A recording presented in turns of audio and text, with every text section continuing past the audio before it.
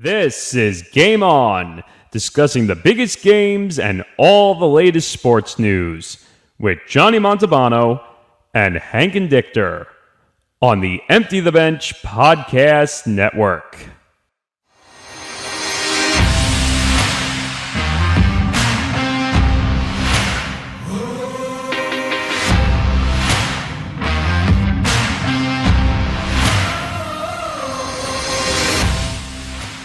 It's showtime, folks. It's episode 23 of Game On here on the Empty the Bench Podcast Network. I'm Johnny Montalbano, joined by Hank Indictor. Hank, welcome. How are you? Doing pretty good. Getting pretty closer to football season. And, hey, sports are going to be ramping up in September and October. I'm loving it. Fall's definitely one of my favorite seasons. Can't wait. How about yourself? Yeah, I'm doing great, Hank. You said it best there. Yeah, we are about to kick this show up another notch, especially starting next week. So that's already a nice tease for next week's show. So stay tuned for that. This is also going to be my last show as a 31-year-old because my birthday will fall on Sunday. So the next time we're on after today, I'll be 32. Feel a little Happy older, birthday. Enjoy your Elson Howard year. Enjoy your Magic Johnson year. Enjoy your Stefan Matteau year. Yes. You knew I was going to throw in a Ranger right there. I almost was going to – I don't know why I thought about this, but you know me as a diehard Knicks fan. I almost thought of Othello Harrington, 32. I don't know why it's the first thing I thought about. Oh, my gosh. Oh, man, we're already off the rails here. But, Hank, yeah, I'm doing great. You know, as you said, we're about to get into a whole new level of sports talk here on the show, and we got another jam-packed episode for you folks again today. And of course, we want to hear from you. So feel free to please follow our shows on Facebook, Twitter, and Instagram. On Twitter, we're at GameOnETB. At Facebook, facebook.com/GameOnETB. And on Instagram at GameOn_ETB. And our personal handles there are on the bottom of your screen. And of course, subscribe to our YouTube channel as well. So again, a lot to get to over the course of the show here. We're going to get into the NFL, which, you know, there's a lot to discuss there as we inch closer to the regular season. Regular season starts on Thursday, week from Thursday. We've got college football back week 0 this past week. We've also got the first official week for real of college football coming up with some very intriguing matchups. So we'll get into that. Certainly some other things as well. We got a lot of basketball also to get to, because what wouldn't a show be without talking about, you know, two basketball players that we've been talking about for the majority of the summer, Kevin Durant and Donovan Mitchell. So we'll give you the latest on there. But, Hank, we got to lead things off here with some baseball, as a bunch of things have happened there as well, and probably none bigger than Julio Rodriguez of the Mariners. And this signing came really out of nowhere. It was announced a couple of days ago that he agreed to a major extension. They're talking about like 14 years. And this was after he had played just 108 career games. So last week we talked about Michael Harris getting his 8-year, $72 million extension after 71 career games. And now Julio Rodriguez and the Mariners completely topped that. And Hank, this is a trend now you're starting to see in baseball. We saw it with Wander Franco with the Rays. We saw it just recently with Michael Harris and the Braves, and now we're seeing it here with Julio Rodriguez and the Mariners. And this is such a crazy extension contract to break down. But first, now this is the third time recently that something like this has happened. What do you think about this move? Well, I've got a good amount of thoughts. Well, for one thing, I think at the very least, if we're talking about the short term, I like this move for the Seattle Mariners just for the sheer fact that it sends a really good message from ownership with what they're trying to do. I mean, look, to really appreciate what's going on, why I think this is a good move, you have to really look at the Mariners as a whole. This is a team that's playoff drought is old enough to buy a beer at this point, you know. And they've been having so many seasons where they're either been losing or they'd be close enough to the playoffs, but then, you know, they'd be knocked out on like the last week of the season. And so, you know, this coming after the Luis Castillo trade is a sign that the Mariners, even though they're miles away from the Houston Astros division-wise, this is a sign that tells me that the Mariners ownership says that they're in it to win it this year, and they're doing their best. And, you could tell they're really tired of losing. And, the idea of signing him is huge because this is a guy who is the face of your franchise and someone that they, really haven't had since Ichiro, or maybe you can even make the argument that he's got Ken Griffey-like feels. Now, hopefully, let's knock on wood on this. Hopefully this doesn't turn out to be another Fernando Tatis ordeal. But, with that being said, I really like what I've been seeing out of Julio Rodriguez. He is extremely talented. And, let's be honest, if you're the Seattle Mariners, I know it's been 108 career games. I don't know if they're near a playoff spot without him. Yeah. I mean, now, don't get me wrong. This is still a risk. I'm not going to make it out to be like this contract is like the best move that the Mariners could ever make. Because, I mean, look, any contract that's so long like that has risks involved. But this is solely from the short term. I like this move a lot, at least from their perspective. Absolutely, yeah. And so far this season, he's got 21 home runs and 65 RBI. And definitely taking the league by storm, that's for sure. And there's definitely a lot of risk with this. So let's discuss this contract here because it's kind of confusing. So it's for $210 million, but it could max out at $470 million. The base deal's for $120 million and lasts through the 2029 season. And then following the 2028 year, the Mariners can exercise an option for an additional 8 or 10 years, depending on where Rodriguez finishes in MVP voting in the preceding seasons. And if the Mariners turn down the option, Rodriguez can exercise a 5-year, $90 million player option after the 29 season or hit free agency just shy of his 30th birthday. And this is where the historical figures in terms of the money here kick in. If he maxes out his MVP escalators, Seattle's option would be for 10 years and $350 million, taking the total value of the deal to $470 million through 2039. Hank, have you ever seen an option, a 5-year player option, a 5-year $90 million player option before in any sport? Never. That's historical right there. You've always heard about 1-year options for the following season. Talking about that, that's incredible. And yeah, Rodriguez taking the league by storm. And I agree with you. The last time the Mariners had a player like this, a homegrown player, was Griffey. I mean, Ichiro came from Japan, so you can't necessarily say he was a homegrown player. But yeah, this is incredible. And I think this is great for the Mariners too because they're going for it, like you'd said. The Luis Castillo trade has worked out very well for them so far. The Mariners are trying to break one of the longest playoff droughts in sports, especially in baseball right now. But yeah, it's wild. That's really what it is. It's really wild more than anything. You love it, but definitely a lot of risk with it. That's for sure. There's one other thing I wanted to point out, and it's a reason why I like this move. Once a player reaches arbitration, you run the risk that you're going to lose him as a possible free agent years down the road, when eventually they could be in a situation where they may be forced to trade him and lose him for either nothing or something of very little value. I think it's definitely good to reward them at this point rather than take that risk for sure. So if you really think about it, that could be the risk if they didn't sign him.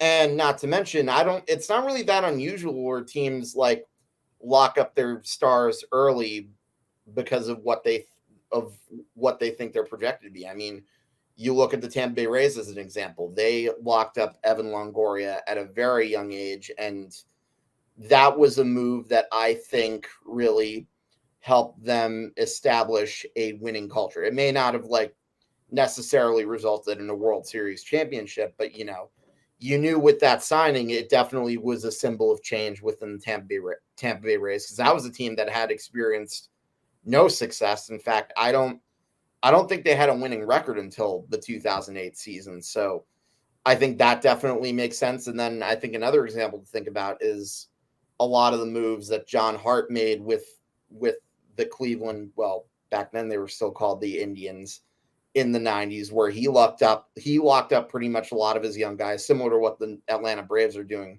right now. So I think this is a move more than anything that really establishes the idea of trying to change and become a winning culture, despite the fact that it may have risks years down the line. Well, that's what you have to measure. And I wonder now, as we sit here, because we've seen this now with Michael Harris of the Braves, 8 years, $72 million. We saw it with Wander Franco, 11 for $182. Even Tatis, because he got that major contract after his second season. Is this a trend now we're going to start seeing in baseball going forward? Because you look at it now, because the other side of this discussion here is you see the other players that came up late, and we know about it locally in New York, being Yankee fans, and even on the other side in Queens, we're seeing players that came up pretty late, and they're only hitting free agency at their age 30 or 31 season. And there are talks about them getting major contracts too. So I'm wondering now, you're seeing both sides of this here. You're seeing the guys come up real early and get extended, or they come up late and then they get one major contract on the north side of 30. So I do kind of like it here, but the big risk is this is all guaranteed money, and one major injury could derail the whole career. And now you look at Fernando Tatis Jr. now, this past just second year of that major contract, he's now had a wrist that cost him all of the season, on top of now this 80-game steroid suspension, which is now going to take him into next year. And he's going to miss the first 32 games of next year too. And you wonder if he's ever going to be the same player. A lot of risk. Yeah, definitely. But again, sometimes I've also said this too. Sometimes in order to be a team with a lot of success and have a winning culture, sometimes that involves taking risks. Yeah. The Yankees kind of did that a little bit. They kind of went out of the norm. And I hate to bring these two examples up, but Aaron Hicks, and now Aaron Hicks obviously didn't get his contract after his second major league season, but him, Luis Severino, they tried locking him into longer term, less money kind of deals, because Hicks got 7 for $70, I think it was, and Severino got, like a 7-year contract too. But so you started to see it in that regard, but this is totally something new. So you really wonder now, where would be the next player that could get something like this? I'm just trying to think off the top of my head here. You look at all these young players that are coming up in baseball. I'm trying to think of the next guy that could be discussed about this.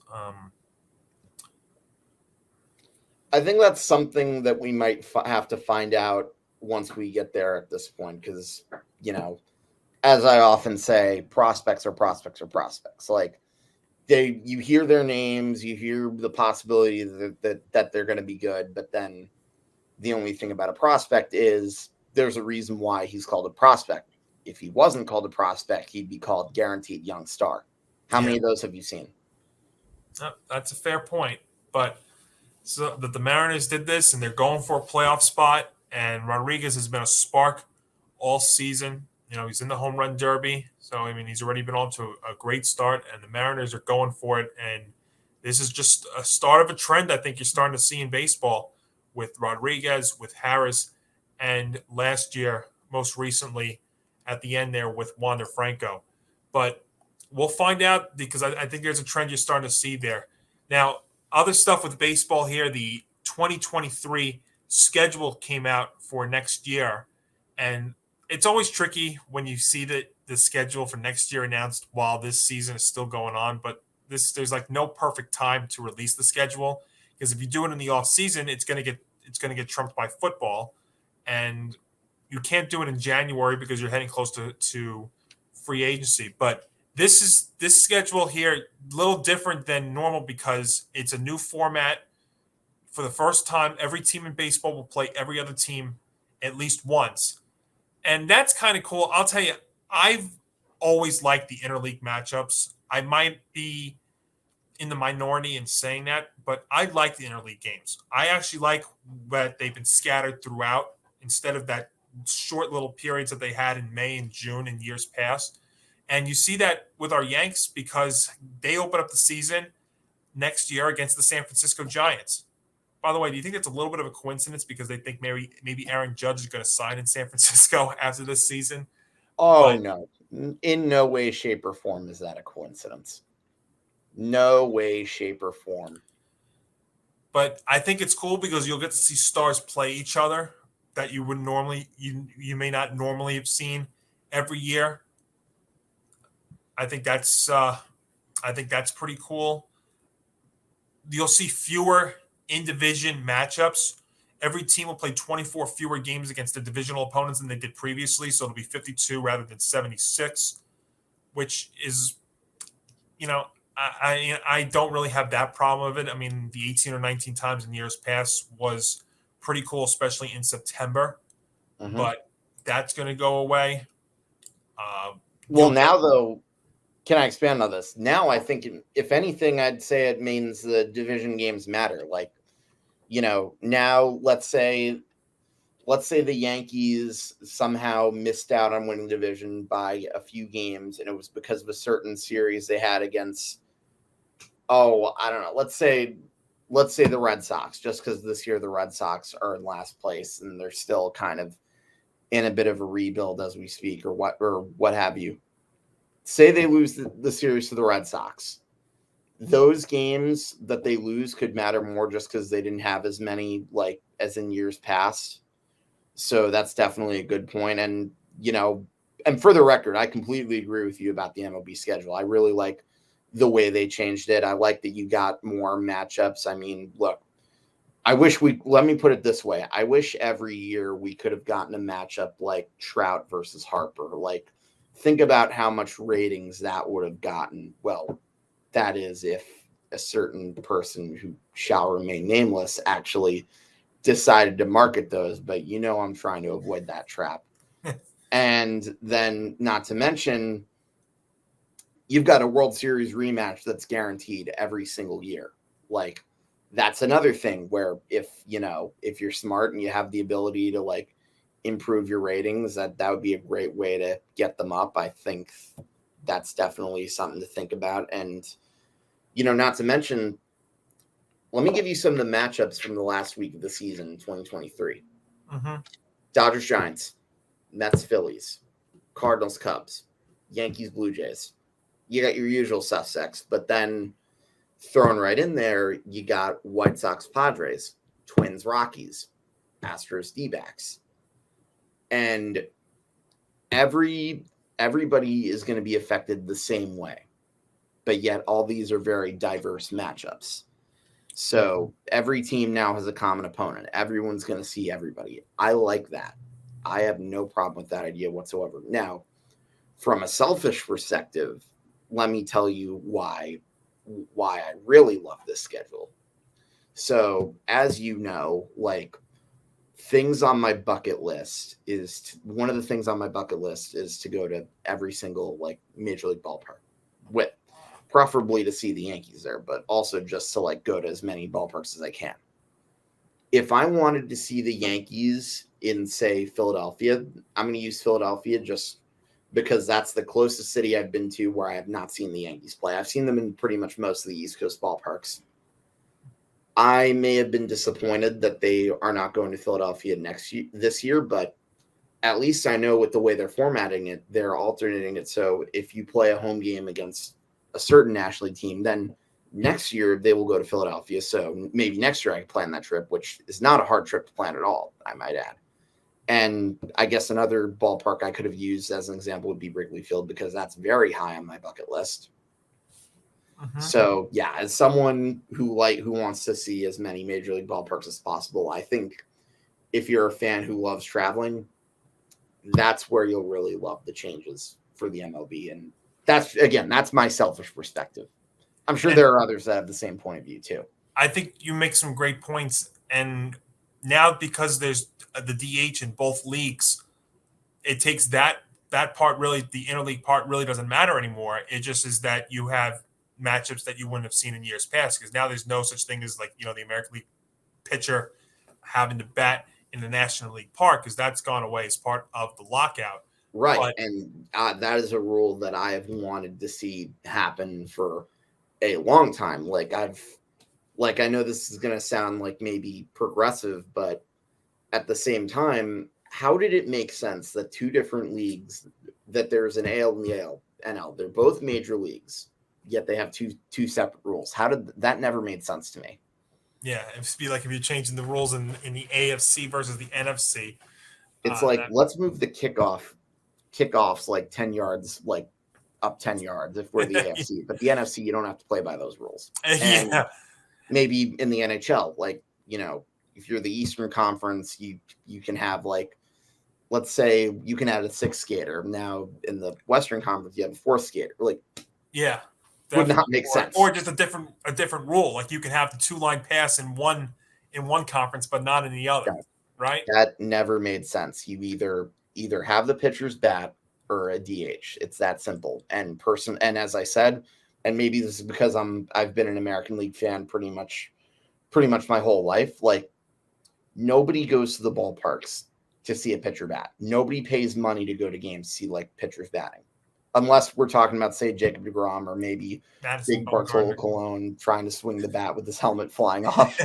Yeah, or Madison Bumgarner.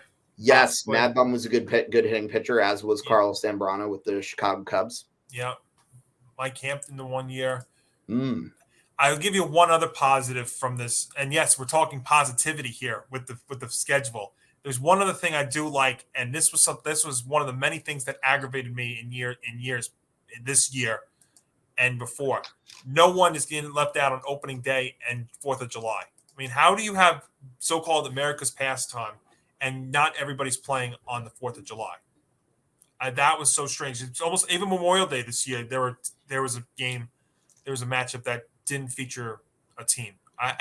That to me made no sense. So now everybody plays on opening day and everybody plays on the 4th of July, which makes all the sense in the world. Now, of course, barring rainouts or anything like that, but I think baseball's finally gotten that part right. Now, there's other stuff that's happening next year that we've documented on the show before. We're not going to go into, but this is pretty cool. I have to say, so it does definitely create. And last week of the season, like you had mentioned, get some very intriguing matchups, both in division and out of league. It's going to all the way to the end next year. Straight throughout. I like that. And as somebody who's liked interleague games, now we're going to see it all the time. I like it. It's going to. I mean, heck, the Yanks start with an interleague matchup next year against the Giants, like we'd said. And yes, see Aaron Judge signing right now at San Francisco and making his way back for opening day. Hopefully we're not speaking that into existence. I would personally love to have him back in pinstripes for many years to come, but with the way management operates right now, we'll never know. But then again, I also understand the risk as for why they wouldn't want to commit to him. Let's move on from that. Yeah, I guess the other thing too with that schedule too, so you'll see everybody. So I'd say a cool thing would be seeing Shohei Ohtani. In these now facing if on days that he's going to pitch, he could pitch against teams that he's never pitched before. That'd be kind of intriguing. And Shohei Ohtani, Mike Trout, they were also in the news because last week Artie Moreno is exploring selling the Angels. So that was something that also broke last week. Now let's get to the local stuff here with our New York teams and the Yankees. Hank, it's interesting. There's one report that came out. And I know we're not going to talk about it, but I just want to bring it up. They were reporting that Brian Cashman is going to be back next season, which, lifetime contract with Cashman. Now, that's something to keep an eye on. That actually is going to be the case. But as far as the Yankees on the field go, boy, it is it's some very interesting times because it looked like they were starting to turn things around, 5-game winning streak. And then they go out to Oakland and they win the first 2 games. They have one game where they score 13 runs on 20 hits, not one home run. And you think about it, wow, they could score 13 runs in a game without hitting a home run. It's like this is where they're going to turn it around for real. And then the last two games happen where they get one hit in 11 innings, and then they get 4 hits and 1 run on Sunday. It's tough. I tell you, it's, the lineup, when you think they're turning it around, they're not. And I think the biggest problem right now the Yankees are dealing with is their bullpen. And one of the topics we're going to get to is Chapman in just a second. But, Hank, now you look at it as they're in the middle of a series against the Angels now. Where are you right now? We're starting to head towards September. This is where you want to see them start turning things around and finding a direction here. That was about as bad of a series as you could have expected with the Yankees. And, it's another example of something that you and I have been saying all year. And this was even when the Yankees were going on that historic 42-16 run. Their lineup is streaky, very streaky. And, let's look at the last 3 games, because as much as people will say the Yankees split, I don't think enough is being talked about the fact that if it wasn't for an Aaron Judge home run, Yankees would have lost that game, because it was a 3-2 game. Garrett Cole gives up a home run to Jonah Bride. Have you heard of that guy before the season? I haven't. I remember him playing MLB The Show. His name came up, so I actually did. Okay, well, that's MLB The Show. That's different. I know more from MLB The Show than I do from Rob Manfred. Would the average fan know who most of the A's lineup is? No. And you look at the third game of that series, that was the game where, if I remember correctly, that was the game where, Herman was pitching 6 no-hit innings, and somehow the Yankees were doing even worse. And again, let me remind you guys, there's a reason I called this team the Oakland AAAs. And the fact that they even got 2 runs in the 10th inning, that was weird. You had Benny reaching on a fielder's choice. You had intentional walks, or sorry, let me start that over again. You had I think it was a wild pitch where 2 runners scored and there was a throwing error by the catcher. They got gifted those runs. And this was a game where that really shouldn't have been in 10 innings, theoretically. And then the bullpen couldn't hold on to it. Now, granted, again, the other reason that one of those runs scored was because of the Manfred runner. That's what I'm going to call him from now on, the Manfred runner. And then bottom of the inning, you couldn't even put them away. That's not good. That is a major, major red flag. Yeah, no, and that game. Oh, and I didn't even mention the fact that, the Yankees were only able to score 1 run the next day. So think about this. They only had 1 earned run scored in Oakland after the Judge home run. Because I'm not counting those, because obviously those 2 were on throwing error. I'm not counting those as runs. And frankly, one of those, like I said, was the Manfred runner. So why should I count that? That's 1 run against Oakland in, let me do the math, say 90 or 20 plus innings. See, that third game, though, is speaking to another problem the Yankees are dealing with right now. And now, even if the Yankees had won that game, I do want to say, even if the Yankees had won that game, I would still tell you about the concerns I had. So I'm not just saying that because they lost. I would probably still feel the same way.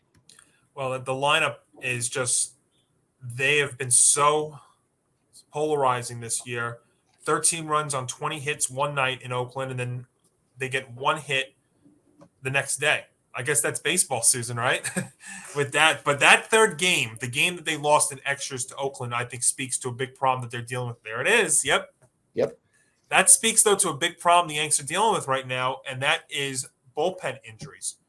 And think about it. They had to use Marinaccio as the closer because of all the injuries that they have. I mean, listen to this list. These are players that were as of the Oakland series on the injured list: King, Holmes, Efros, Green, Britton, Chapman, Abreu, Castro. Those are just bullpen. I'm not even going into the starting staff, which is Cortez, Severino, and Heel. I mean, you've got 1, 2, 3, 4, 5, 6, 7. You've got 8 guys in that bullpen that are on the injured list. Now, Holmes is back, but still, think about it. They had to go out and sign Chase and Shreve, and they had who else? They had Bard this weekend. The only guys that are in the bullpen right now that have been there all season are the 2 lefties, and that is Litke and Peralta. And it's something that I spoke about last week. Fortunately, it's still August into September, so they have time to figure this all out. But I tell you, I mean, that bullpen being hurt, it's going to put a lot more pressure on the rotation. And I did like the fact that Herman pitched really well, but it's going to put a ton of pressure on that rotation. That's for sure. Garrett Cole's not going to be able to have one of those one-inning itis games anymore. And you've got 2 more series too on this road trip. One, now I don't care what the Angels' record is. This is a team that just swept the Blue Jays this past weekend. Yeah. The Angels are another team the Yankees have historically struggled against. By the way, speaking of historically struggled, I've got a not so fun fact for you. The Yankees over the last 5, 6 years, maybe more. I don't know. My math isn't the best right now, so I don't know how many years I'm worth of. Not so much. I don't know how many years I'm going back with this. The Yankees are now 12. I think it was either 12 or 14 and 25 at Oakland Coliseum. That's right. That's one of the stadiums they've actually not. Everyone likes to talk about Tampa Bay being their house of horrors, and I'll get to Tampa Bay pretty soon. Well, you and I will get to Tampa Bay. I'm sorry. Yep. No, everyone forgets that Oakland's been one of those places where the Yankees have struggled with, and the fact that you couldn't even forget the fact that you couldn't sweep. You split a series, and you were lucky to even win one game. Yeah, it's I'm sorry. I can't not be frustrated about this. I can't ignore that. And because it looked like they were going to turn it around. They win the last game against the Blue Jays on Sunday. Then they sweep the 2-game series against the Mets, and then they win the first 2 in Oakland. You think, all right, they're gonna turn it around. One of my buddies was joking on Facebook, well, I shouldn't say buddy. He's more like an acquaintance, but point is, he was saying stuff on Facebook like, "Oh, the Yankees are undefeated since Paul O'Neill got his number retired.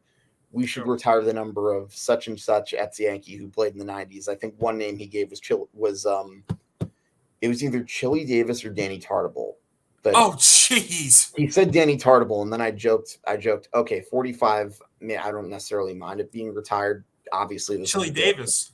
But I jokingly said that Chili Davis, it should be retired if anything for Chili Davis or Cecil Fielder. Cecil Fielder rings. Those guys won rings with the Yankees. Wow. Yeah, that's something. Now, the one other thing that came out from this weekend with the Yanks, and I documented it with the bullpen, is Chapman.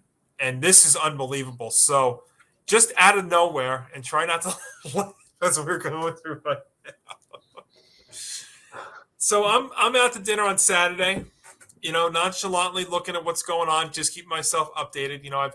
I'm at a bar, and I got the Little League World Series, and I've got the one of the college games going on, and then this breaks on my phone. Oh, Aroldis Chapman's going to the injured list. Okay, so what's happening? Oh, it's stemming from a quote unquote pretty bad infection from a recent tattoo. And I'm like, wait, what? This is a new one. We could document about freak injuries in baseball. This has got to be an all-timer. To have a pretty bad infection from a recent tattoo. And I think the thing that I take from this is if you listen to Boone on Saturday, you almost are wondering if Chapman's even going to come back at all this year from this. Because of a silly tattoo thing, and apparently the tattoo was of his sister or something. Sorry, I know it's a little weird that I keep doing my close-up bug eye thing, but I think that's becoming I my think new that was shtick. every Yankee fan's reaction. So I think that's that you're allowed becoming to do that. my new shtick here whenever there's news that comes across as Vic DiBitetto would say, mind-boggling. Yeah, yeah. This is just incredible, and this is why you saw the Marinaccios of the world trying to close the game on That's as Saturday. bad as.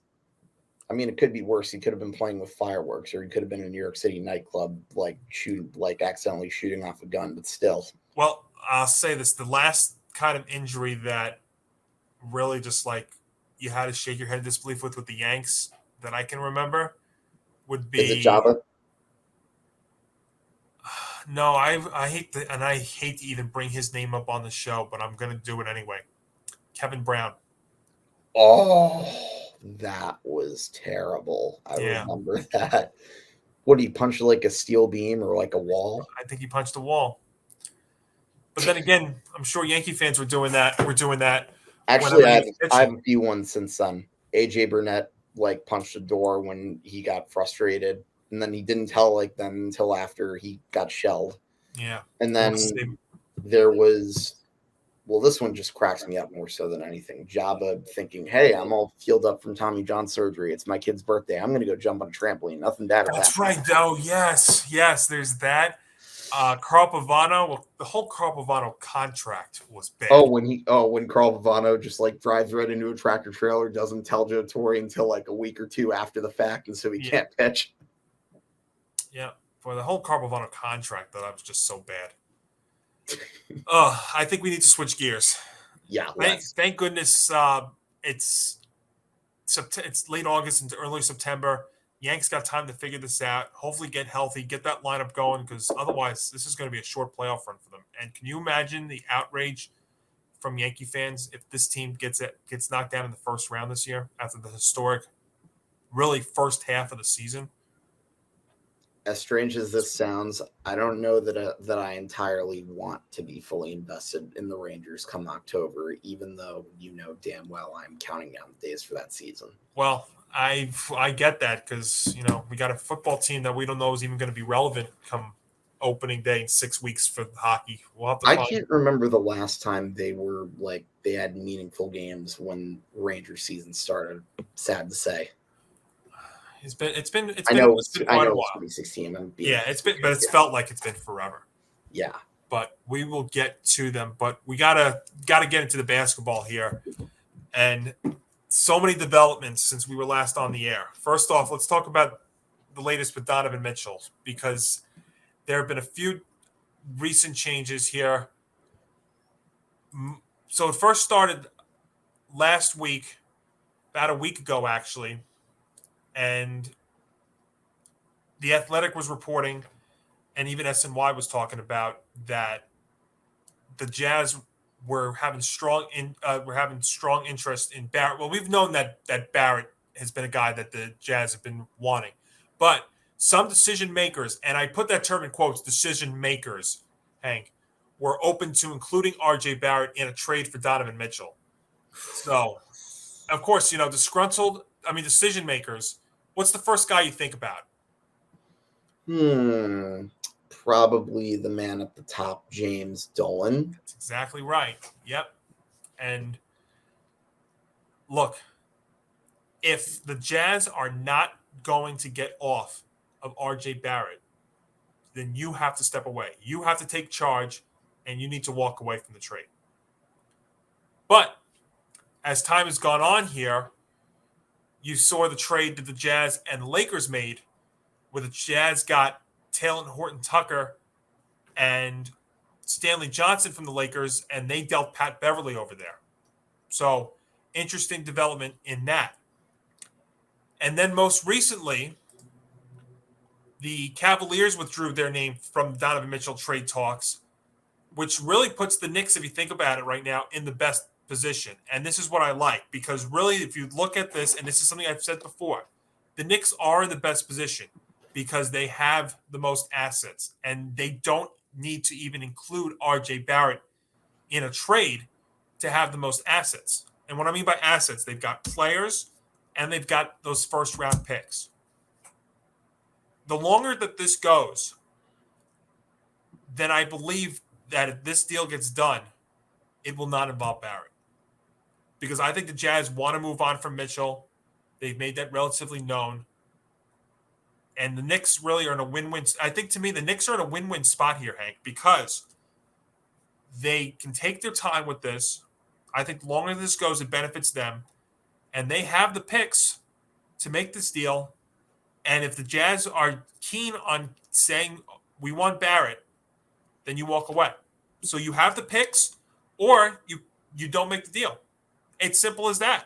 So to me, the Knicks are in a win-win spot here when it comes to this Donovan Mitchell trade, because the Cavaliers withdrew their name. The other teams that have been reported, the Nets, the Miami Heat, we've heard even the Wizards at some points, they don't have the assets or as many assets as the Knicks do. So I think right now you're sitting here heading into September, and training camps are starting soon. Before preseason is going to be here, and then the regular season. The Knicks, to me, are in a win-win spot because they have the most assets, or they just don't make the trade.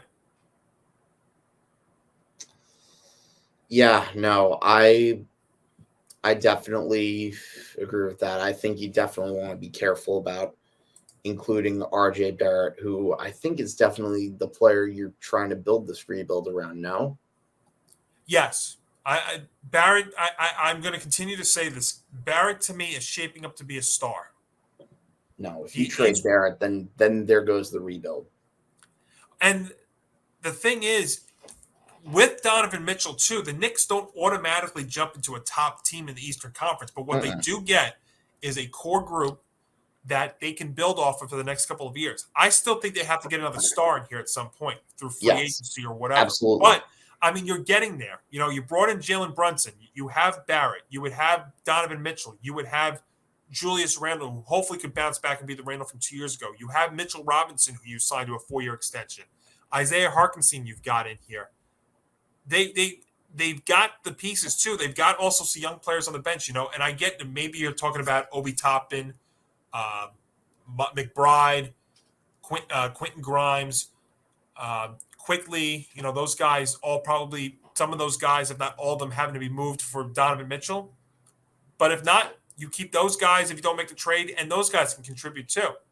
So, to me, the Knicks right now, they're finally. See, the thing is, Hank, there's two problems with this. Number one, this is a rebuild and a process that the Knicks should have been doing years and years ago, because it leads me into number two. They're doing this now when the Eastern Conference is as strong as it's ever been and as deep as it's ever been. Boston, Milwaukee, the Nets, Miami. Go on here about how deep the Eastern Conference is, even with the Donovan Mitchell. And I want to really preface this to my Knick friends and everybody listening. Donovan Mitchell, to me, to the Knicks, the ceiling for them is that play-in tournament. But right now, the Knicks, the way they're positioned without Mitchell, are not a playoff team. Unless, of course, you get the Randle from a few years ago and everybody else can, step their game up another notch.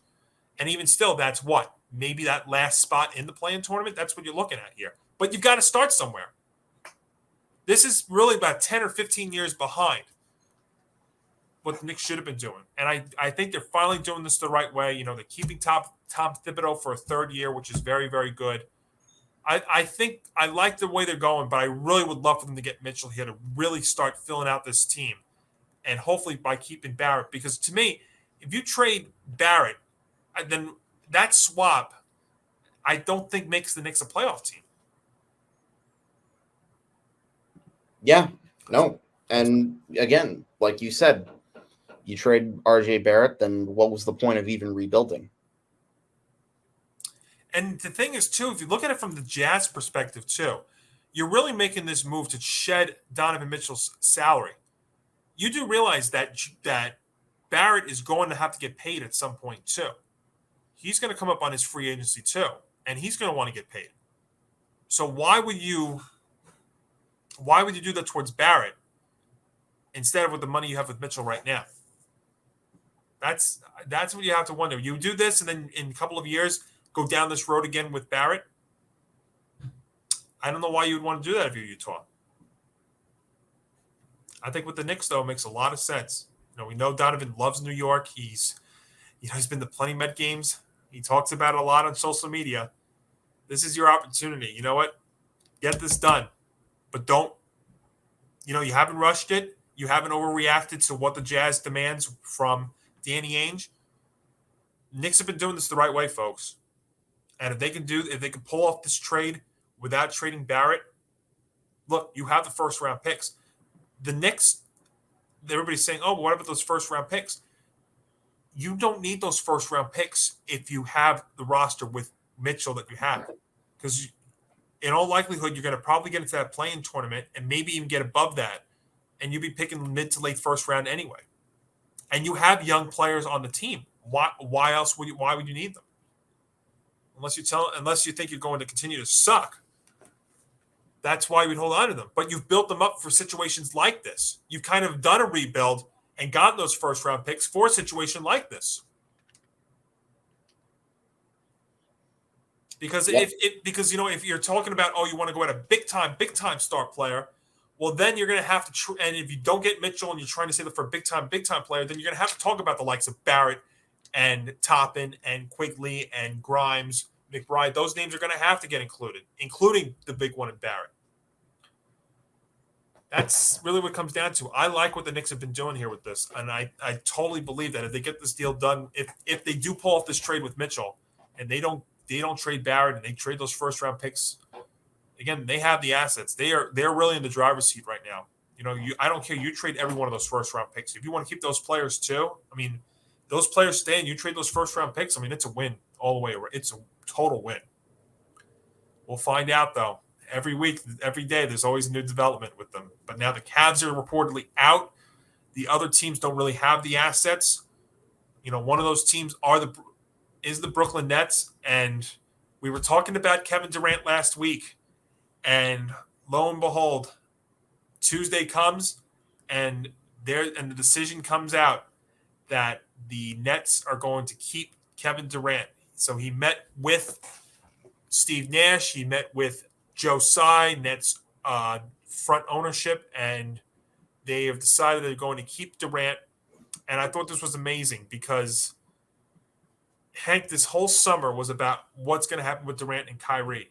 And if you take Joe Tsai's comments, his statement that he made, and the Nets statement, what changed is my first question.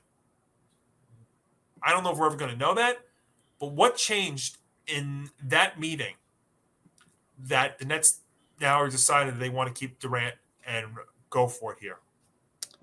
I don't know if anything necessarily changed per se, but I think the reason the Nets might be doing this might have more to do with the fact that, KD's entering his mid-30s and he's coming off of a few injuries. And at this point, what are you going to get in return for Kevin Durant? Bupkis. I think now, yeah. And, if you've got him and, say what you want about the mercurial Kyrie Irving on that roster, it's not like you're that far off from being a championship caliber basketball team. Now, with that being said, I think it all depends on whether they can truly play together or whatnot. But at the end of the day, as much as you want to get rid of one or both of those head cases, because, I have to lump Kyrie in there too. The problem is, there are two problems. One, what are you going to get in return? And if the answer is probably zero, then should you at least try to run it back one more time with what you have? Remember, there's, again, say what you want about KD. There's an alternate universe where the Nets are possibly NBA champions if KD's foot is a few inches behind the line. Yeah, no, that's. And I thought baseball was the game of inches, by the way. Yeah. So here's the statement that Sean Marks, the GM, released last week. Steve Nash and I, together with Joe Tsai met with Kevin Durant and Richard Kleiman in Los Angeles. We have agreed to move forward with our partnership. We are focusing on basketball with one collective goal in mind, build a lasting franchise to bring a championship to Brooklyn. And the one thing I had mentioned when this Durant thing first started was because the words that were being used was a historical return. But that was very early on. And the longer that this dragged out, and it's kind of, you could kind of relate it to the Donovan Mitchell situation. The longer that this dragged out, I think the less you were going to get in this case for Durant, or in that, hopefully in the Knicks case for Donovan Mitchell. And the Nets, I think you're right. I think they're still seeing the possibility that they got a championship run. And the Nets, to me, still the better team. But they still see this run with Durant, with Kyrie, hopefully with Ben Simmons, who you've actually heard some good things about if you're a Nets fan. Joe Harris is still there, and he was hurt last year. He hopefully will come back and he helps the Nets. And you could fill in those other pieces as you want. But there's no doubt when Durant's on the floor at how powerful and how great he is. But the key is going to be, how much of a season is he going to play? How much is Kyrie? Are they going to be a headache? What is Ben Simmons going to be on this team? And let's also remember one thing too, Hank, and let's be honest, and you probably can agree with me on this. This is not going to be the last time that we are talking about a Durant, Kyrie, Ben Simmons Nets drama with this organization. If the Nets, let's just think for the heck of it, it's not if the Nets start 2-8 next season, you don't think we're talking about the possibility about Durant wanting Nash fired again? Well, not only are we going to even be talking about it, Johnny, I think it's going to reach the point where he inevitably loses his job. And that's a shame, because it's really, I go back to last season. I don't know how you can blame last season on Nash. He had so many factors that he had to deal with. He had so many reasons why he had to change the lineup so many times, injuries, whatnot. And then they bring in a guy in Ben Simmons who doesn't even play a single minute for them last year. Yeah. And I agree. And, this is the guy that Nash, that Durant and Kyrie want. It's like, it's like a Hollywood thing, like bring him in, but we're also going to blame you too. I don't know, drama in Netsland, but we're still a very good team. Like I said, that's a team that's still better than, and I don't want to make this a Nick Net thing, but I've said this is even if the Knicks get Mitchell, you know what? The Nets are still the better team. They have the more drama, but they're the better team. And that's an obstacle the Knicks have to deal with too, even if they get a Donovan Mitchell. But it looks like, at least for now, the Durant drama is over. Again, we'll check back in 10 games in if they're 2-8, and we will probably relive this conversation, and we'll find out what happens. One other big NBA note from this past week, and this is a very unfortunate one for the Oklahoma City Thunder. The second overall pick in the draft, their first-round pick, Chet Holmgren, out for the season, a Liz Frank injury, and that's always scary. So in sports, when it comes to we've seen in football, torn ACL happens a lot. In baseball, we're starting to see Tommy John surgery. We've seen that exploded, really. People come back from them stronger. Foot injuries, though, in basketball, different story. This is a little concerning if you are the Thunder, and really for the NBA, because we've seen high draft picks, big men, and high draft picks who have lost their rookie years to injuries, and sometimes even more than the first year. Joel Embiid, Ben Simmons, Blake Griffin, go way back, Greg Oden, who never recovered from his foot injury. And it's interesting. It happens in an off-season game, and it's weird because all this stuff, and I understand, it's like it's World Cup qualifying, it's qualifying for this and pick up basketball there, but these guys play these kind of games in the off-season, and during the season they're talking about the load management. They need second half of back-to-backs off, and it's like, but you play all year long. This is an unfortunate situation. You just hope that Holmgren's going to come back from this and be the potential pick that the Thunder thought he could be. Yeah. No, definitely. That's a pretty bad loss for the Oklahoma City Thunder, and hopefully they can rebound from this. Yeah, it's unfortunate because you hear those names that are mentioned, and it took those guys a long time to come back and bounce back as well. Sometimes you come back and it even takes you a full year itself. I mean, it's hard when you don't get into game action. You'd be very rusty, and it's just a very, very unfortunate thing. But we'll find out, and hopefully he comes back and be's what he wants to be.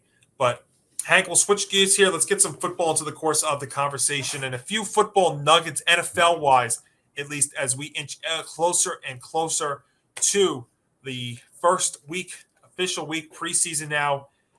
Thank goodness is done. I mean, I'll tell you, as you're a Giant fan, I'm a Giant fan. Preseason was not for the faint of heart. Some injuries. Last game against the Jets, you were worried about Tyrod Taylor. Their first round tight end, their draft tight end, Bellinger concussion. They've already dealt with injuries to Kayvon Thibodeau, who looks like he'll be out 3 to 4 weeks. Hopefully be back maybe by week 2 against Carolina. Colin Johnson, a guy who had a good chance to make the roster. He hurt his Achilles. He's out for the season. We'll find out, cut down day happening as we are on the air here. And we'll see what happens. Darius Slayton's another guy to watch for the Giants, see what happens with him. But, a couple of, a big injury, and we're going to talk about this a lot more later on in the week. The injury to the Cowboys left tackle Tyron Smith, big deal.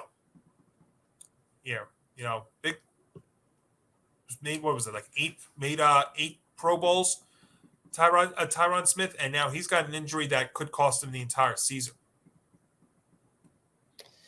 Yeah, what was once one of the strengths of the Dallas Cowboys, and it was a big reason why they're among the leaders in rushing with the NFL, now could be another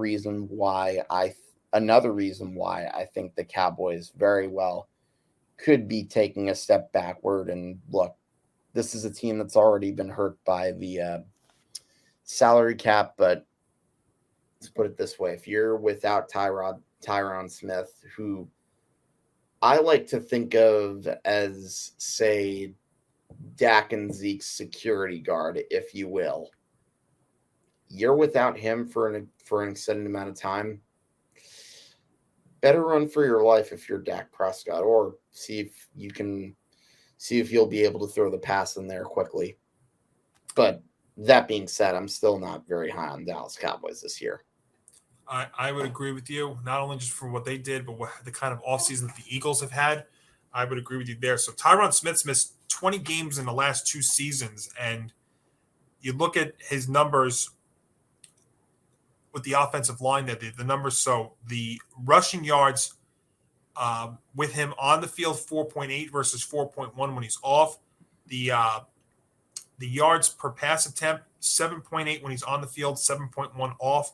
And the sack percentage, when he's on the field, the sack percentage is down to 4.2%. When he's off, it jumps up to 6.2%. So it's just some numbers as to how big of a hole this is now going to be for Dallas. And, it's fortunately the ACL is intact, but it's still a very significant injury. A torn left hamstring suffered last Wednesday. And we'll see what the Cowboys are going to be. And we'll definitely talk a lot more about that later on in the week. Tom Brady's back. That drama can now go away. He returned. I thought his comments after being away for 11 days, which have just, exploded all over the internet this past weekend, probably going to be on the shirt for somebody. But Brady's back. I think everybody's really making a lot more than that this really needs to be. I mean, Brady's Brady. Let him do what he wants. He doesn't really need much of a preseason at his level anyway. So I don't like really much into this, but I think everybody else does. Yeah, I think Tom Brady will be fine. I still have him coming back, possibly leading the Buccaneers to another division. Now, how much longer will we see out of the Tom Brady? Who knows? Yeah, and I had said when Brady returned was actually one of the first topics that we had talked about on Game On was when Brady ended his 39-day retirement. And by accident, I could tell you that I said the Bucs could win 12 games. Hank, right now I can't say that because what Brady's now going to have to deal with here this season is his offensive line right now is in shambles. You know, he's down 2 to 3 guys going into the season because of injury. So one of the teams that's been affected a lot so far in this preseason was the Bucs, who did shore up that line for Brady, but now they're down a few guys going into the season. And I tell you, the Saints in that division are going to be an interesting team to watch. If Jameis comes back and is what it was like in New Orleans before the ACL injury, I like what they did. I like some of their moves. I like their draft picks. I think the Saints could definitely make a run at a wild card. I don't know if they'll make a run at the division, but they could definitely make things kind of challenging for Tampa, more so than I would have said a few months ago, given Brady's return. Yeah, definitely. You know, some sad news from the NFL this past week. Hall of Fame quarterback Len Dawson died at 87. He was the MVP of Super Bowl IV and hoisted the first Lombardi trophy for the Chiefs. Len Dawson, to me, the reason why I brought this story up was because I remember him doing, and this is going to sound crazy, but Cartoon Network back in 99 and 2000 for the Super Bowl did this thing called The Big Game, and they did it for cartoon characters, and he was part of the broadcast. So I remember him. Really? Yeah. I'll tell you what, after the show, I will give you the clip just so you can check it out for yourself. But no, it's, Len Dawson, I mean, it was pretty cool what the Chiefs did in their final preseason game. Patrick Mahomes and them recreated the stance that they had with Dawson. I thought that was pretty cool. Yeah, no, for sure. And when I think of Len Dawson, I think of the fact that, I think he was an important game changer in the history of the NFL. I know much is made about Broadway Joe Namath and his guarantee and, all the stuff about the AFL and the NFL being like, big rivals with one another. But I feel like without Len Dawson, I don't know that there's a merger. And let me tell you why. Because if you look at the passing leaders, the statistic for passing yards in the AFL, it wasn't Joe Namath. It wasn't, Jack Kemp, the same Jack Kemp who would later become Bob Dole's running mate in the 1996 presidential election. It wasn't even the Mad Bomber Darryl LaMonica, who was another decent quarterback at that time. It was Len Dawson. Year in and year out throughout the 60s, he was always at or near the top of the list for quarterback categories. And, if you look at where the Chiefs were, even during the year where he started as quarterback for the Dallas Texans in 1962, they were consistently in it for every single big game played, and it makes sense that they were one of the first teams to ever play in a Super Bowl. Now, obviously, with the benefit of hindsight, if you look at the way people looked at the AFL compared to where the NFL was, I think the reason people saw them as at such a big disparity, may have had more to do with the fact that the Green Bay Packers were just so good as opposed to the AFL was just a superior league. I think Len Dawson definitely proved otherwise. And what everyone forgets about Super Bowl III, and believe me, I'm not trying to knock what the Jets did just because I'm a Giants fan. Believe me, I think their story was a great story in and of itself. Trust me. And I can go on and on about what the 68 Jets did. But I think what Len Dawson did was just as important because, you look at what happened the year after. The Kansas City Chiefs that was their first Super Bowl season, and, they were underdogs too, but no one really talks about that the way they do the Jets, maybe because of the market that they played in, but they had a big win, a convincing win, if you will, 23-7 over the Minnesota Vikings, and Len Dawson won that game. And this despite all the gambling allegations. I don't really want to get into what he was dealing with during that season. That's something I would recommend you looking up on your own time. The fact of the matter is he definitely was a game changer in the NFL, or the AFL NFL rather. But, and it's crazy, in one of the big what ifs, there were two teams that missed out on him. Pittsburgh Steelers had a chance to draft him. They had him in the 1950s. They traded him to the Cleveland Browns, and then he wasn't given a fair shot in Cleveland. But fortunately, because he knew Hank Stram from his days at college, Hank Stram knew what he had with Len Dawson. And I think we owe Hank Stram a big thank you, because without him, we wouldn't have one of the most significant quarterbacks in football history. Yeah, definitely. 19 years. You don't see many quarterbacks play 19 years, and he was kind of off to a slow start in his career too. But also, from a media perspective, he hosted Inside the NFL. He wasn't just an analyst. He hosted Inside the NFL, quarterbacking cast that included Nick Bonicatti and Chris Collinsworth, and that's actually kind of along the lines of what I remember as a little kid watching Cartoon Network's The Big Game, when he was there, Nick Bonicatti, Chris Collinsworth, Jerry Glanville. So even as a young age, even before I really became a football fan, I remember Len Dawson just from that. And it's crazy how I remember that. But, when you're 8, 9, 10 years old at the time, that's how you do it. But his career definitely was pretty incredible, because, he started off slow and really built his way up. And, and you know what? He was unfortunately, he was in hospice care towards the end, and did live a full life though, and a Hall of Fame life, and he'll be missed. That's for sure. But some sad news there. But Hank, preseason is over. Regular season is right around the corner. It's going to be very, very interesting. And what else is back? What else came back last week and is really coming back this week? And it is college football. That's right. It's always fun because it's 12, 13 weeks.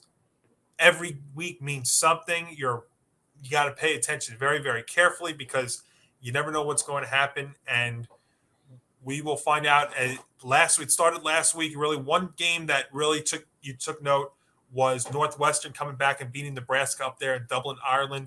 And if you're a Nebraska fan, I don't know how much more you can deal with Scott Frost. Another single-digit loss. He's lost 7 straight games in single digits. I think he's 5-21 in games in single digits since he's taken over in Nebraska. And of course, the one thing everybody's talking about with that game is the onside kick. They did up 2 scores in the third quarter, and that did not work. Northwestern came back, won the game up there in Ireland. But this is where it starts for real, Hank. You've got 3 ranked teams playing on Thursday night.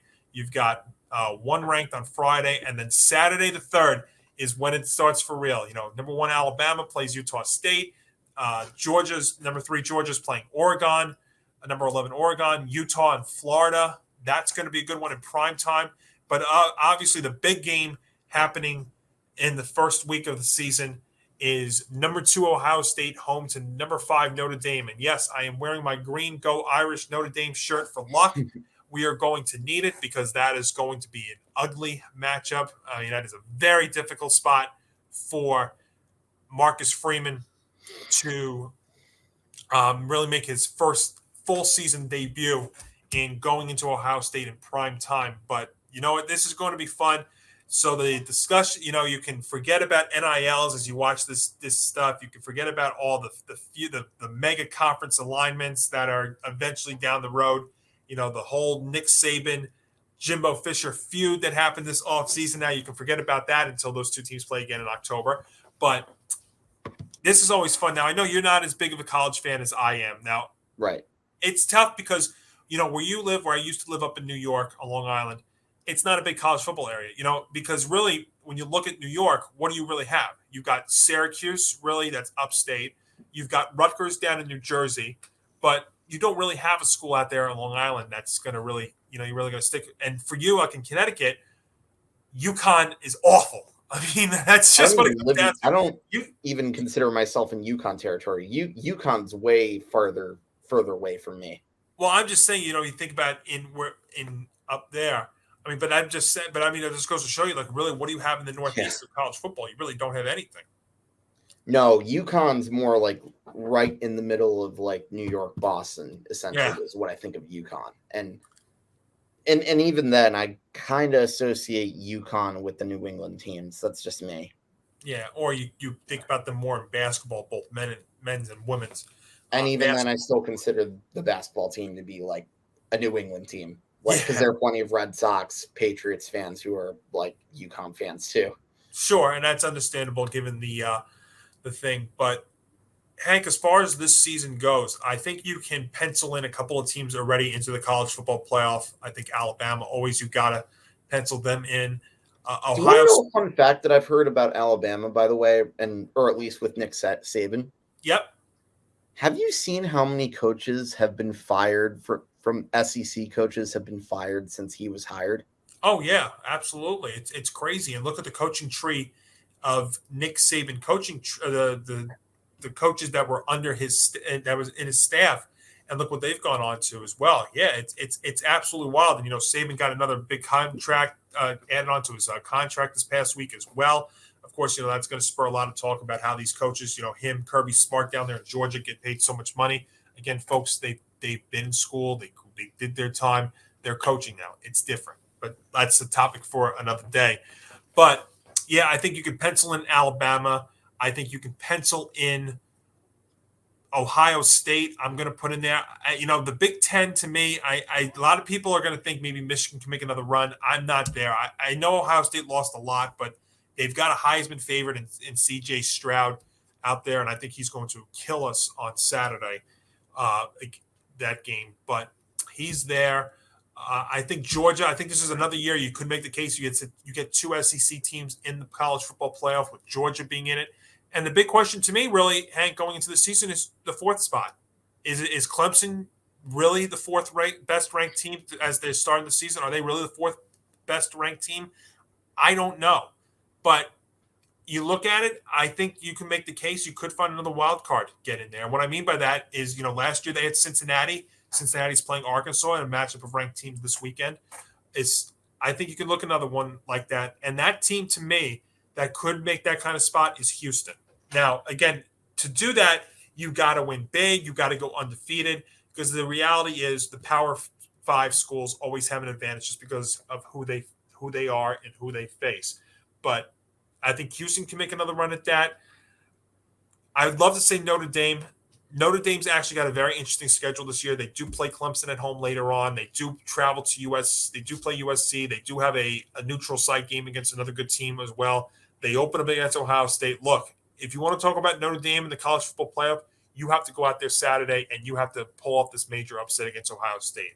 Ohio State, I think, is right now about a 17.5-point favorite, but I just don't see how they're going to be able to do it. Notre Dame historically has never done well when having to face a top team on the road, and to do it in prime time when you have a new head coach.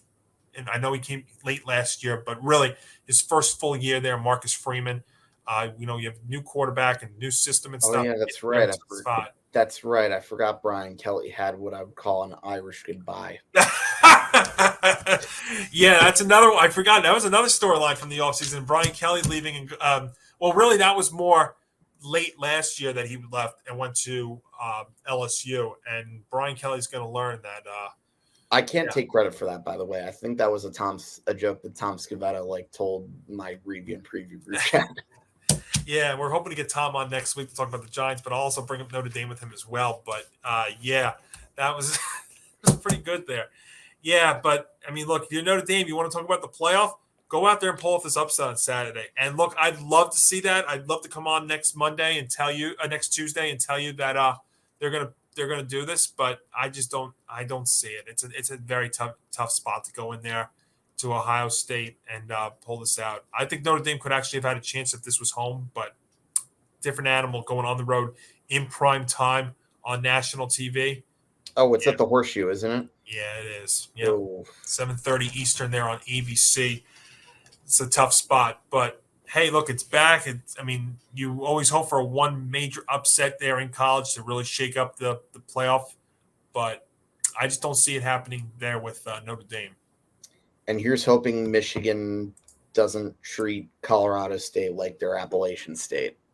Yeah, but that was one of the cool moments last year at the end there, seeing Michigan beat Ohio State and Finally. getting in himself. Yeah. Now, granted, obviously, the drought of beating them at the Horseshoe that still exists. That's going to exist because it is such a different animal to do that. No, I don't know if this is going to be the year where that happens, but again, as a casual fan of them, I'm hoping they do well this year, and I'm glad that Harbaugh finally did what he came there to do. That was beat Ohio State. I mean, you know what's sad? Michigan's been so kind of for so long that like I kind of treated that win as if it was the actual championship. I think that more so than the blowout win to get them the Big Ten title. Yeah, and Michigan's been one of those teams that just can't take the next step. If you think about it, they're always teetering right there on the edge. And I know that Harbaugh had a couple of rough years there to start, but they've always seemed to get there. I mean, you remember there was one year, I think it was back in 2006, that there was a 1-2 with Ohio State, and that was an ugly game. They just haven't been able to take that next step. And it's just almost like Notre Dame when you think about it. You know, it's funny because when you look at Notre Dame's history, and I keep bringing it back to Notre Dame being a Notre Dame fan here, but where they're ranked to start the year and where they finish ranked is not actually that far apart. Mm-hmm. And I think Notre Dame's ceiling, I'm going to assume that they're going to lose against Ohio State Saturday. Can they back in, maybe play a New Year's Six bowl game? I think that's certainly realistic. I think that is. I mean, I think they could run the rest of the way. I don't really know how good Clemson is. So I think one of the two question marks when the first initial rankings came out was Notre Dame really number 5, the fifth ranked team? Was Clemson really the fourth best ranked team? I will find out. Now, Clemson plays on Labor Day. They play Monday night in prime time against Georgia Tech. And that'll be at 8 Eastern on Monday to wrap up. So you have college football Thursday, Friday, Saturday, 2 games on Sunday if you're interested, and Monday to get yourself going here. And obviously it's back. We had week 0, just a little bit of an appetizer to get you ready for the main course of college football. But we'll find out, Hank. It's back. You know, it's overload season now when you think about it. You know, once you get through this week, then you start getting into football and you start getting to the NFL. Next week, we'll start diving into some of the games. And like we said, you know, next week, it's going to be a busy, a fun stretch for us. And this is the start of a huge week for us here on the Empty the Bench Podcast Network. Obviously, Game On here to start. You've got the MMA Outsiders coming up. You've got, obviously, Empty the Bench with Nick, and Tom. And also a couple of other things here coming up this week. NFL is back. It is just about a week away, and there's no better way to have another Game On and Empty the Bench crossover with an NFL preview show that'll air this Thursday, September 1st at 12 p.m. Eastern on the ETB network. It'll be all 5 of us to make picks. So we have the 5 box back. It's always a lot of fun when we get to cross paths with the Empty the Bench guys. And so, yeah, we will do picks. We'll do, props, all that good stuff. We'll look back at what was really an epic offseason to start. If you remember, the offseason is where this really happened, where a lot of craziness happened, quarterback changes, trades, that whole AFC West is loaded. We will discuss it all, make picks, and all that good stuff. So that is our Empty the Bench Game On NFL preview show that'll air this Thursday at 12 p.m. Eastern. And, of course, you can access that anytime on Facebook, Twitter, and YouTube. And also, I will be giving out some college football picks every Thursday on my Monty Moments. So that'll drop on the Game On page on Facebook, Twitter, and also on the ETB Network YouTube channel. And of course, so follow us on social media so you know when that comes. But I'll give you a couple of picks and a couple of things to look forward to dropping every Thursday for college football. I'll give you a couple of picks because we got some good games happening, like we mentioned a couple moments ago. You've got obviously Ohio State and Notre Dame. You've got Utah and Florida. we'll give you a couple of picks from each week and discuss what's going on there. That'll drop this Thursday. So, Hank, as they say, we are just getting started here on Game On, 23 episodes in, and really in some ways we are just getting started. Yeah, no, it's been a pretty good ride so far as I've joined you on this. Thank you again, by the way, for letting me join you on Hank, this awesome ride. And hey, like you, I don't want to sound like I'm speaking for you, but I feel like the best is yet to come. Absolutely. And you know what, Hank, and people have come up to me and they say that we are a great team. So thank you so much for coming aboard. And, you know, next week's going to be fun. Already on next week's show, we're already planning to do a little Giant preview and NFL preview on our show. We will also have our first official NFL pick against the spread on next week's show as we get you set for the season start. What's that? Oh no, I know where you're going with that. Yes, and also one other note I forgot to add in that promo thing. Every Friday we will have a Football Friday video with all of our picks for the Sunday and Monday games upcoming. We will do our Thursday pick on this show. So just keep following us across social media: Facebook, facebook.com/GameOnETB, Twitter @GameOnETB, and on Instagram, GameOn_ETB. And you can keep tabs of all of our picks if you want to check that out, because they'll be coming across at all different times. And of course, subscribe to our YouTube channel. That'd be a great thing too, ETB Network, so you can check not only our picks but also the picks from Empty the Bench, also all of our shows. In case you've ever missed any episodes, go back and check it out again. And of course, our personal Twitter handles there on the bottom of your screen. So, Hank, another episode in the books, and the next time we talk, it'll be September. Oh, man, it's going to be great. So, again, a lot coming up here on the Empty the Bench Podcast Network this week. Keep it locked in here for all of that. Hank and I will see you with Nick, and Tom on Thursday at 12 p.m. Eastern. And Hank and I will see you again next week.